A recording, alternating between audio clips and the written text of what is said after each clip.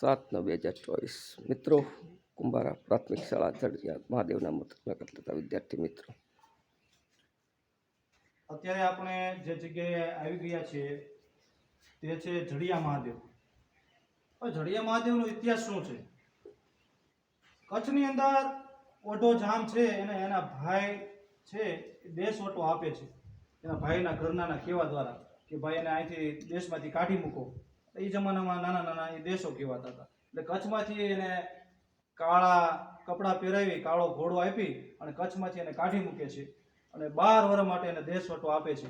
એટલે એ જે છે એ વહી આવે છે આપણે અહીંયા કનેરાની ડુંગરમાળામાં. કોણ? ઓઢો જામ. ઓઢો જામ છે એને પછી એના માસી ભાઈને એક ડખો હોય છે એના માટે મથે છે. એક બાજુ ઓથલ પદમણી હોય છે એને વેર લેવાનું બાકી હોય છે. બે ભેગા મળી અને યુદ્ધ કરે છે. કેટલે હાંડિયા લઈ આવે છે પછી હાંડિયાના ભાગ પાડે છે. આવી બધી એક ઇતિહાસની કથા છે. ઓથલ પદમણી કોણ હતી? તો કે સ્વર્ગની અપ્સરા હતી. જેસલ જખરો નીપજે જેની માં ઓથલ પદમણી હોય. ધરાવીને ધાન ન નીપજે. હારી ધરતી વગર જેમ ધાન હારું નથી પાકતું એમ હારી માં વગર હારા સંતાન નથી મળતા.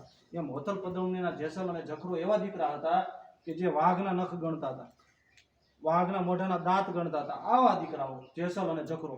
એની માં ઓથલ પદમણી સ્વર્ગની અપ્સરા હતી. હવે ઓઢા જામ છે 12 વર્ષ અહીંયા રહે છે. ત્યારે આ ડુંગરની ગાળામાં આ નદી રહી. આ નદીમાં મોર બોલે છે. જ્યારે મોર બોલે છે ને ત્યારે એ કહે છે ઓઢો જામ કે હવે મને મારો કચડો યાદ આવ્યો છે. અને એને એનો કચડો યાદ આવે છે. આ નદીમાં જ મોર હોય છે અને આ નદીમાં મોર બોલે છે. આવી ઇતિહાસની આપણે અલગ મલકની કેટલી બધી વાતો છે. એવા મહાદેવના મંદિરે જડિયા મહાદેવ મંદિરે આવી ગયા છીએ. અને અહીં ઉપર આપણે પછી બીજું મંદિર છે ત્યાં હમણાં જઈશું ભૂતનાથ મહાદેવ મંદિર. પણ અત્યારે એક સાધુ છે, સાધુના દર્શન કરવા જેવા સાધુ છે.